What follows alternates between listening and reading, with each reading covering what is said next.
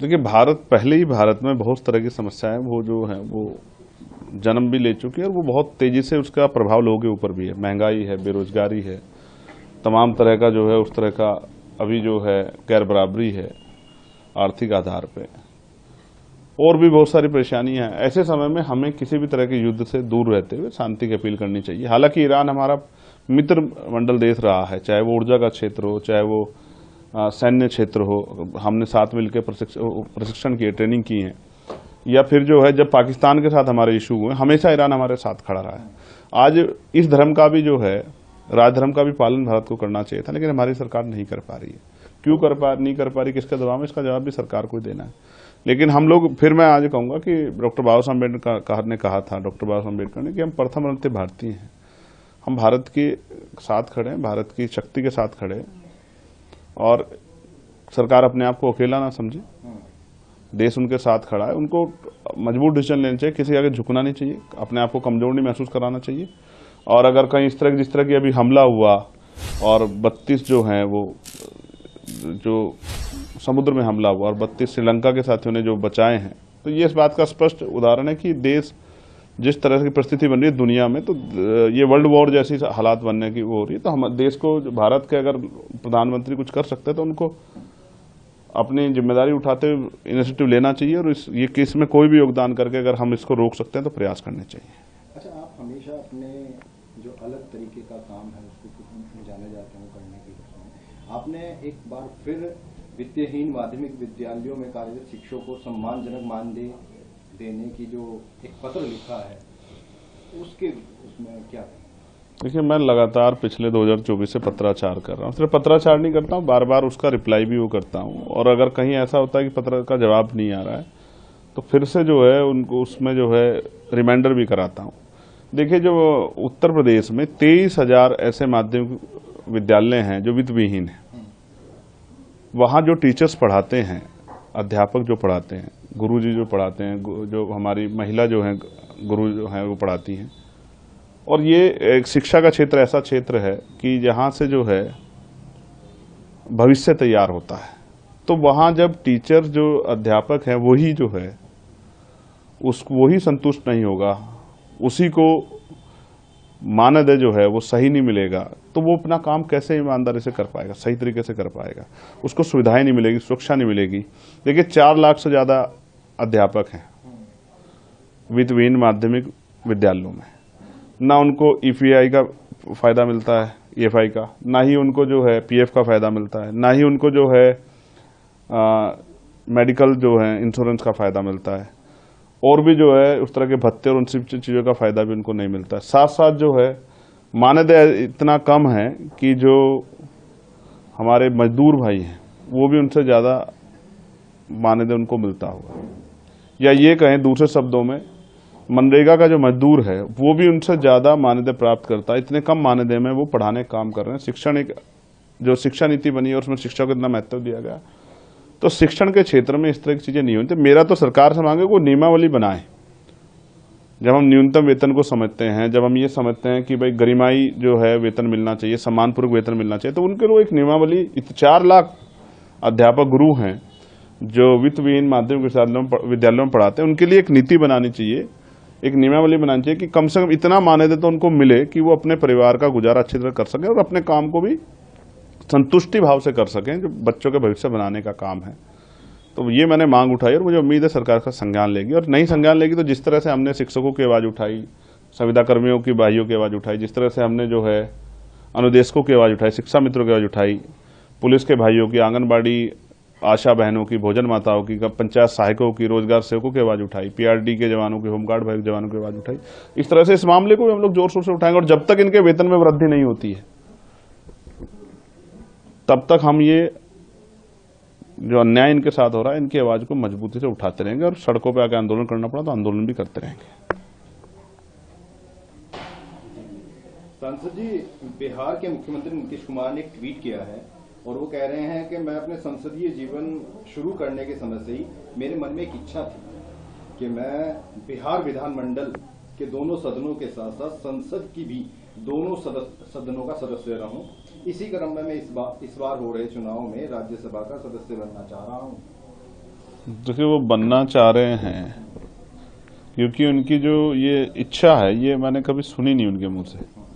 बनना चाह रहे हैं या बनने पे मजबूर किए जा रहे हैं, ये दोनों चीजें समझनी होगी। बिहार की जनता ने नीतीश कुमार जी के चेहरे पे वोट किया है क्योंकि नीतीश कुमार जी लंबे समय से अति पिछड़े वर्ग की राजनीति को करते रहे और बहुत बड़े आरोप उनके ऊपर जो है सांप्रदायिकता के नहीं लगे। लंबे समय से मुस्लिम समाज के लोगों ने भी उनको वोट दिया है और दलित और पिछड़ी जो अति दलित जाति है उन्होंने भी, अति पिछड़ी जातियों ने भी उनको वोट। का नेचर है कि वो जिस साथी के साथ जाते हैं तो उसकी शक्ति को छीन के उसको इतना कमजोर कर देते हैं और वो उनको मजबूर कर देते हैं, अपने ऊपर आश्रित कर देते हैं। ये उसी का एक उदाहरण लग रहा है, जैसे जो महाराष्ट्र में हुआ। पहले शिंदे जी को मुख्यमंत्री बनाया तोड़ के जो है शिवसेना को, और फिर जो है बाद में अब उनको भी जो है डिप्टी चीफ मिनिस्टर बना के अपनी पार्टी का मुख्यमंत्री वहां बना। और बीजेपी की इच्छा थी कि वो बिहार में भी अपना मुख्यमंत्री बनाए।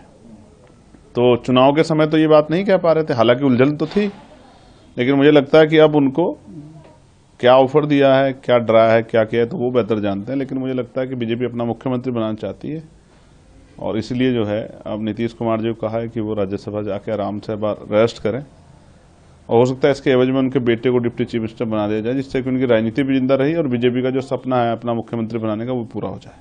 उन्होंने साथ में अपने ट्वीट में भी लिखा कि मैं अपनी बिहार की जनता को संबोधन करते हुए उन्होंने लिखा कि मैं अपनी पूरी ईमानदारी से विश्वास दिलाना चाहता हूं कि आपके साथ मेरा ये संबंध भविष्य में भी रहेगा और साथ मिलकर एक विकसित बिहार बनाने का संकल्प करेंगे। जो नई सरकार बनेगी उसको मेरा पूरा सहयोग और मार्गदर्शन रहेगा। हाँ, तो ये इसमें उसकी इस ट्वीट में उनकी बेबसी नजर आ रही है कि वो जाना नहीं चाहते थे, लेकिन उनको जबरन जो है मुख्यमंत्री पद से हटाया जा रहा है और ये बिहार की जनता के साथ एक बहुत बड़ा धोखा है और बिहार की जनता शायद इसे भूलेगी नहीं। उधर जो है बिहार विधानसभा में जो विपक्ष नेता है तेजस्वी यादव, उन्होंने कहा कि जिस तरह से जो आपने बात की उन्होंने इसको बढ़ाया कि बिहार की जनता से उन्होंने वादा किया था लेकिन उन्होंने तोड़ा और धनतंत्र और मशीन तंत्र की जीत हुई थी उस दौरान बिहार के अंदर नीतीश कुमार के रूप में। अब वो सदन जाना चाहते हैं तो ये बिहार की जनता से धोखा है और मुख्यमंत्री हम तो पहले ही कह रहे थे कि जो भाजपा है वो मुख्यमंत्री अपना बनाना चाहती है। नहीं, तो मतलब ये बात तो मैं पहले कह चुका हूँ कि बीजेपी की इच्छा थी और लंबे समय से इच्छा थी कि वहां जो है, लेकिन एक वादा हुआ था उन्होंने बोध गया को सौंपने का, ये वादा किया था इस सरकार ने बौद्धिस्ट लोगों से कि वो बोध गया को सौंपेंगे बौद्धिस्ट लोगों को, उस पर जो अतिक्रमण उसको खत्म करेंगे। लेकिन मुझे लगता है कि अब शायद वो भी जो है वादा जनता से टूटी और जनता के विकास का जो वादा है वो तो पिछले लंबे समय से हम लोग सुन ही रहे हैं। नीतीश जी लंबे समय से मुख्यमंत्री हैं कि बिहार से अभी तक पलायन नहीं रुका है, बिहार में नया रोजगार पैदा नहीं हुआ है और जुर्म जाति अन्य अत्याचार तो बहुत बड़े पैमाने पे है ही। तो बिहार की तो दुर्दशा है, कितना भ्रष्टाचार तो दिखाई देता है कि पुल बनता है और वो जो है पुल के उसके उद्घाटन से पहले गिर जाता है। तो बहुत बुरा हाल है। अब देखिए आगे आगे मुझे लगता है और बुरे होने का मतलब जो है वो भविष्य दिखाई दे रहा है। आपने इजराइल और ईरान की जो लड़ाई है उस पर अपना वक्तव्य बहुत बेबाकी से रखा। वहाँ आपने देखा होगा ईरान के अंदर एक स्कूल था, उस स्कूल के अंदर एक स्पोर्ट हुआ जिसके अंदर कई मासूम बच्चों की मौत हुई और भी कई ऐसी वीडियोज आ रही हैं जो आपको विचलित करती हैं, हम लोगों को विचलित करती हैं। कई ऐसी फुटेज हैं जिसमें आर्मी और बाकी जो लोग हैं उनके ऊपर बमबारी होती है। कैसे देखते हैं आप इस पूरे क्रियाक्रम? देखिए, मैं पहली बात तो मैं बुद्ध रैदास कबीर जी को मानने वाला व्यक्ति हूँ। मैं युद्ध का किसी कीमत पर समर्थन नहीं करता और जिस तरह की खबरें आई हैं कि अमेरिका ने घूस लेकर इजराइल और कंट्रियों से घूस लेकर ये युद्ध के लिए इजराइल को झोंक दिया है और इस युद्ध को शुरुआत कराने में उनका बहुत बड़ा रोल है। तो किसी भी देश को युद्ध में झोंकना, वहां की जनता के ऊपर खतरा जो है जो मंडरा रहा है, ये उन्हीं की जो नीति है उन्हीं की वजह से संभव हुआ है। अब इसका जो जान मान का नुकसान होगा, आर्थिक नुकसान होगा, वो तो एक तरफ, लेकिन जो जान माल का नुकसान, जैसे आपने बताया स्कूल में, तो छोटी छोटी बच्चियां जिन्होंने अभी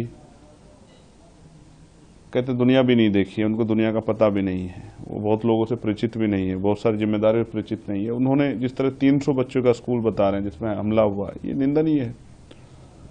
कभी अगर कोई वॉर भी होती है तो वो सेना के बीच होती है, लेकिन इस तरह से निर्दय, चाहे इधर से हमला हो या उधर से, अगर निर्दोष लोगों के साथ पे हमला होगा तो ये इसका कोई व्यक्ति जो इंसान है वो कभी इसका जो है इसका समर्थन नहीं कर सकता। मैं इसका विरोध करता हूँ और उनकी जो है निजी स्वार्थों में उन्होंने जो युद्ध में झोंका इन देशों को, ये खतरनाक है।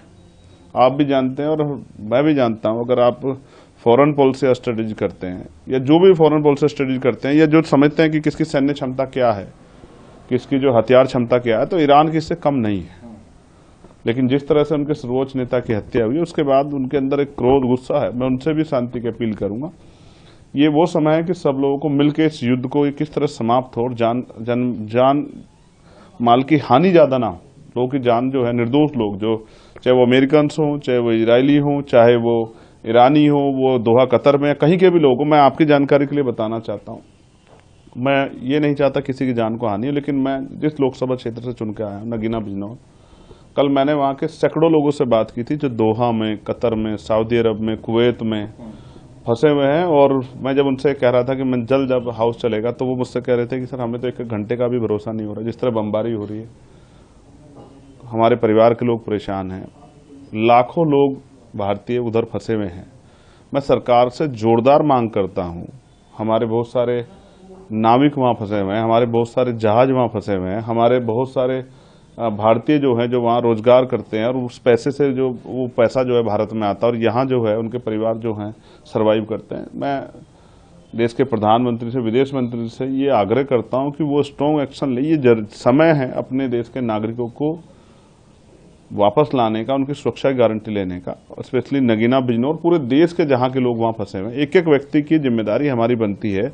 हमारा देश विश्व गुरु होने की बात करता है, यूक्रेन युद्ध कराने की बात कही गई थी, तो प्रधानमंत्री को चाहिए कि वो इसमें हस्तक्षेप करें और भारतीय जब तक नहीं आ जाते तब तक उनको युद्ध रुकवाने की कृपा करें। भाई अगर वो इतना भी नहीं कर सकते तो कहाँ के वो जो हैं ग्लोबल लीडर और कहाँ की जो है वो विश्व गुरु और कहाँ के इतने बड़े नेता जो है, और उनको चाहिए कि वो लोग इसमें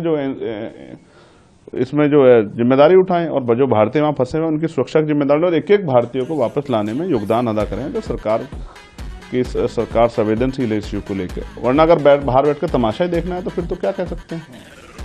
तो ये तो जिम्मेदारी से भागना हुआ, ये अच्छी बात, ये कायरता है। भारत को आप किस तरह से